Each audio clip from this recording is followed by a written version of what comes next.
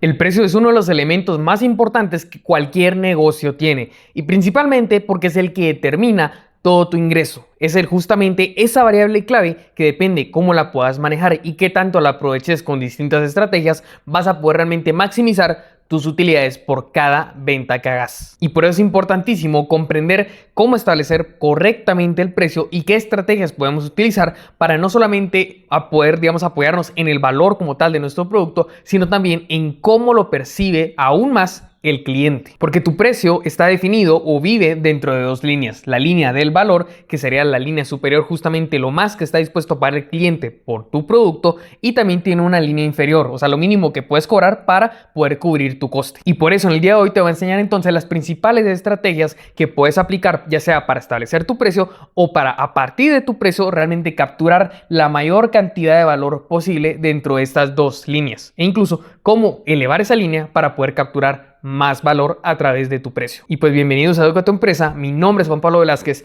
y vamos directamente con el primer bloque de estrategias. Y para el primer grupo están las estrategias psicológicas, las más sencillas y también las más baratas de poder aplicar, porque no tienes que cambiar tu producto o generar muchos cambios, simplemente es cómo el cerebro del cliente o de nuestro posible cliente percibe el precio que le estamos presentando. Y la primera estrategia es la de anclaje, donde entonces el primer precio que mira el cliente es contra lo cual va a comparar el resto de las opciones. Y es que, por ejemplo, el iPhone 17 Pro Max de Apple lo presentan y es justamente en su landing page o en cualquier lugar donde muestren los distintos productos, es lo primero que aparece, con un precio de $1,199. Y luego van bajando escalones a nivel de características de este producto hasta llegar al producto base en solamente $799. Por lo cual, si de primero te han enseñado el iPhone base, podrías pensar $799 es un montón de dinero, pero después de que te enseñaron una opción del mismo producto que vale $1,199 a pasar a $799 es un gran cambio, y por tanto ese producto base te parece algo más accesible o razonable en comparación a ese primer producto que te enseñaron mucho más caro. O sea, dentro de tu catálogo, dentro de tu página web o de cómo mostres los productos incluso a tu cliente, siempre tienes que mostrar o procurar mostrar la opción que resulta más cara dentro de los productos que son relativamente comparables, porque así vas a fijar esa idea o esa comparación entonces de que el resto de productos son mucho más accesibles y por tanto te vas a ir quitando una vez ese tema del precio o un precio caro que puede tener el cliente en su cabeza. La segunda estrategia es de efecto señuelo, donde The Economist justamente aplicó esta estrategia para sus suscripciones de revista, donde su opción A era una versión solamente web por $59, luego tenían una opción B donde era solamente impreso por $125 y la opción C que valía también $125, pero ya tenía entonces tanto la versión de web como la impresa. Y de estas tres opciones, si te pregunto ahorita mismo cuál crees que es justamente la opción que es la señuelo,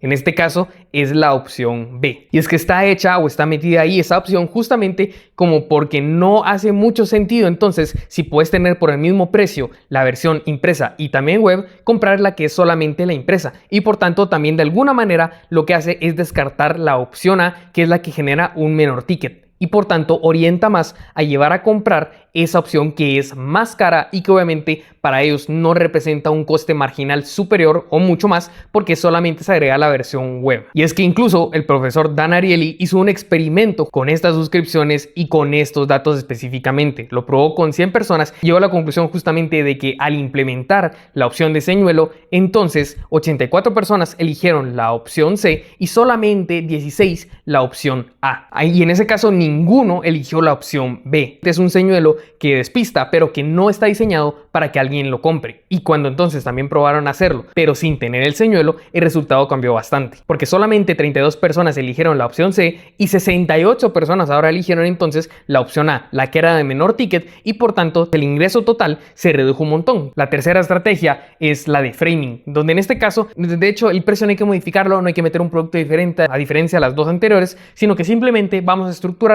el enunciado con el cual nos dirigimos al cliente de distinta manera. Imaginémonos que tenemos un producto, digamos una suscripción, que entonces es de un precio o de un valor entonces de 360 quetzales al mes. Ahora, Pensando en esto, el cliente lo puede interpretar como, otro gasto fijo en el mes, es algo, digamos, un gasto relativamente grande, podríamos decir, o que representa más dinero para el cliente que tiene que desembolsar cada mes. Pero ¿qué pasa si nosotros en vez de decirle 360 al mes, le decimos, son solamente 12 quetzales al día? Entonces, es exactamente el mismo valor porque obviamente simplemente estamos dividiendo el 360 dentro de los 30 días del mes y con eso entonces llegamos a ese número de 12 quetzales al día y entonces para el cliente puede sonar como, ok, solo 12 quetzales al día. O sea, y lo que hace entonces ya no es comparar el gasto como completo en un mes, sino que lo que va a hacer es tratar de asimilar, o lo que va a hacer su cerebro es asimilar esos 12 quetzales en el día con qué más se lo gasta. Por ejemplo, puede ser un café. Imaginémonos una persona que compra Starbucks un café de 35 o 40 quetzales y que lo haga, puede ser incluso todos los días. Entonces, a la par de ese café de 40 quetzales, los 12 quetzales de ese servicio, que incluso le puede aportar más valor que el café directamente, entonces va a sonar bastante bajo y por tanto más razonable. Pero la idea es que se diluya en la mente del consumidor o del cliente a través de esta estrategia cuánto tiene que pagar realmente, hacerlo una cifra mucho más pequeña y que sea más fácil de comparar contra gastos más pequeños. Y por último, el efecto del 9, que tal vez de esto lo has escuchado y aunque parezca superstición, no lo es. Hay experimentos que justamente demuestran que un número, o digamos el que tu precio termine en un número impar y además entonces si es 9, incrementa digamos esa intención de compra o incluso en algunos experimentos también la propia demanda que experimenta un producto. Para este experimento específico, lo que se hizo fue subir de 34 a 39 dólares un producto y aumentó un 33% la demanda de este. Porque aquí hay algo que es bien importante que nosotros comprendamos. Pensamos más que en unidades, pensamos en decenas. O sea, pensamos, ¿esto cuesta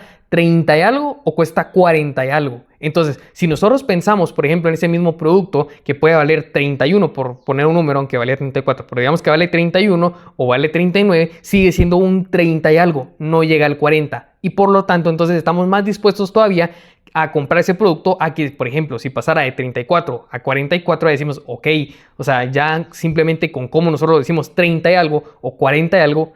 asumimos que es digamos, un cambio mucho más significativo y que realmente nos va a pesar más en el bolsillo o para el cliente le va a pesar más en el bolsillo entonces que un par de unidades de la misma decena. Es, digamos, un poco de estas, justamente por eso son estrategias psicológicas, porque solamente es cuestión de la percepción. Obviamente, si un cliente es muy atento y tiene mucha información para comparar, no va a ser un cliente que sea tan influenciado por esta estrategia o por las otras. Pero sí que para la mayor parte de clientes y especialmente cuando vendemos al consumo masivo en general, pues entonces va a ser algo que funciona bastante y que está comprobado con experimentos. Por eso es que este tipo de cambios son súper sencillos de implementar, pero que realmente pueden generar un cambio en nuestros ingresos. Y estas estrategias que vimos del área psicológica sirven mucho entonces como conclusión para poder capturar el valor entre las dos bandas que nosotros tenemos establecidos. Pero luego,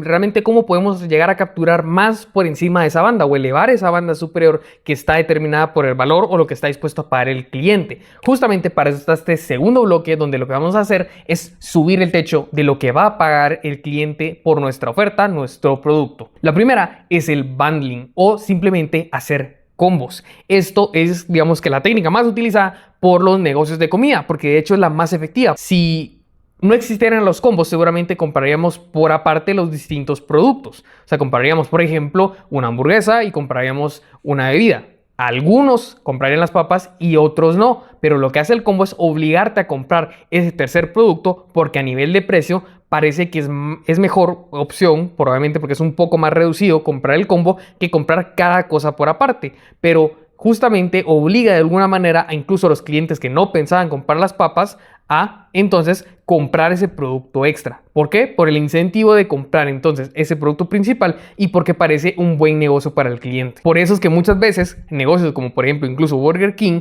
lo que hacen es meter un montón de cosas que normalmente incluso otros restaurantes no meten y a un producto, digamos a un precio en general bastante normal podríamos decir, pero también porque tienen grandes economías de escala o porque tienen procesos bastante optimizados. Lo típico de que por ejemplo no solamente la hamburguesa, papas, sino que también meten bebida, helado y un pastelito, o sea, meten bastantes cosas justamente como para hacer que uno compre más. Y también hay otra cosa bien interesante de aquí, que uno se acostumbra entonces a recibir o a tener ciertos productos siempre. O sea, por ejemplo, si de la nada van y quitan el helado del combo, igual ya te acostumbras a tener el helado, entonces seguramente lo vas a comprar por aparte. O incluso te introducen productos nuevos que antes no hubieras probado, porque entonces tal vez no te llaman la atención, pero una vez que te metieron el helado que no hubieras probado o no hubieras ido a comprar a Burger King, por decirlo así, en ese momento específico, por puro gusto, una vez que ya lo probaste, entonces posiblemente lo consumas en el futuro también, y eso aumenta obviamente el ticket que vas generando con esa empresa. La segunda estrategia sería la de el precio cautivo,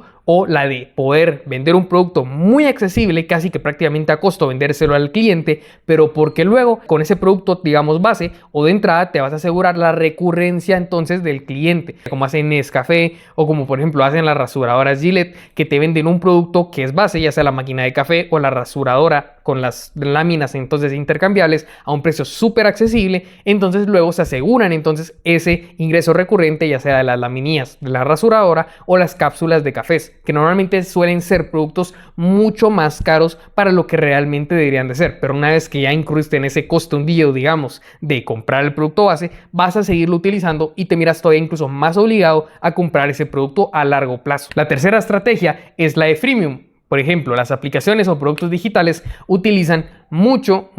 esta estrategia. Lo que hace Freemium es ofrecer una versión gratuita, una versión de entrada completamente gratis y que cualquier persona puede utilizar para mostrar las funcionalidades y crear una dependencia del cliente a esas funcionalidades, para luego entonces con el tiempo poder convertir a ese cliente que gusta o que mira saciada su necesidad en ese producto o en ese servicio y por ofrecerle una versión mejorada. Y lo interesante es que normalmente, como por ejemplo hace Spotify, tiene varios niveles, o las aplicaciones de streaming, por ejemplo también Disney Plus, tienen varios niveles de suscripción. Una suscripción por ejemplo básica, donde entonces simplemente te permiten ver sin anuncios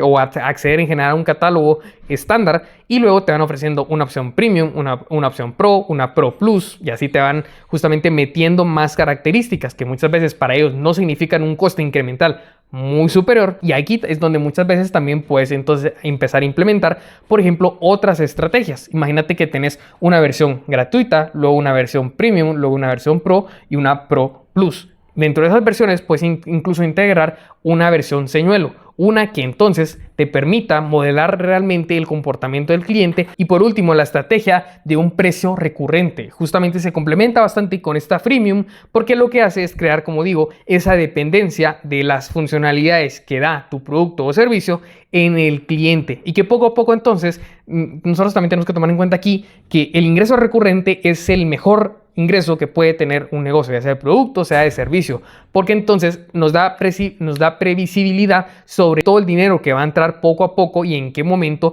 para nuestro negocio. O sea, por ejemplo, si tenés producto, lo que hacen ahora muchos negocios es crear una suscripción del producto. Si es un consumible, por ejemplo, en comida, por ejemplo, en el tema de gimnasio se genera mucho de la proteína o productos consumibles, justamente donde entonces pagas una suscripción y después siempre tenés listo, te envían o puedes pasar a recoger tu producto en cierto combo. Es otra estrategia que implementan ahí de distintos productos, pero entonces se aseguran tener esa recurrencia de ingresos siempre. Y una vez que entonces nosotros ya capturamos todo el valor con el primer bloque de estrategias, luego elevamos ese techo del valor que podemos capturar con ese segundo bloque de estrategias, pasamos al tercero del pricing avanzado, donde ya no vamos a establecer solamente un valor de precio para cada producto, sino vamos a poder desglosar o establecer varios precios para un mismo producto. Vamos con el primero, que de hecho son los precios dinámicos, de los cuales seguramente o habrás oído o incluso habrás comprado algún producto que utiliza esta técnica, porque lo que hace el precio dinámico es, a través de las variables del entorno, de la situación o de las características internas que tiene la empresa, poder generar un precio diferente que se acople entonces a esas características. Más sencillo, los boletos de avión o de cualquier tipo de pasaje. Imaginémonos que queremos comprar un pasaje de avión a 3 meses antes de partir, entonces obviamente va a ser mucho más barato porque hay mayor disponibilidad y menos urgencia que comprar ese mismo boleto donde ya solamente quedan un par de asientos en ese vuelo que nosotros queremos, y que aparte hay mucha urgencia por comprarlo, incluso no solamente nosotros sino de otras personas, y por tanto a mayor demanda entonces también se puede incrementar el precio. Y obviamente aquí entonces lo que hace la empresa es utilizar esas características, como te digo, de la situación específica del entorno o incluso de la cantidad de recursos de los cuales ellos disponen para establecer un precio acorde a la urgencia o también a la necesidad que presenta el cliente o quien lo demanda. Que esto conecta también bastante bien, ya que estamos hablando del cliente, con esta segunda estrategia del precio personalizado. Aquí hay dos enfoques que son bien diferentes. Uno que causa bastante, digamos, podemos decirlo, revuelo o que es bastante polémico, y otro que es muy típico y que justamente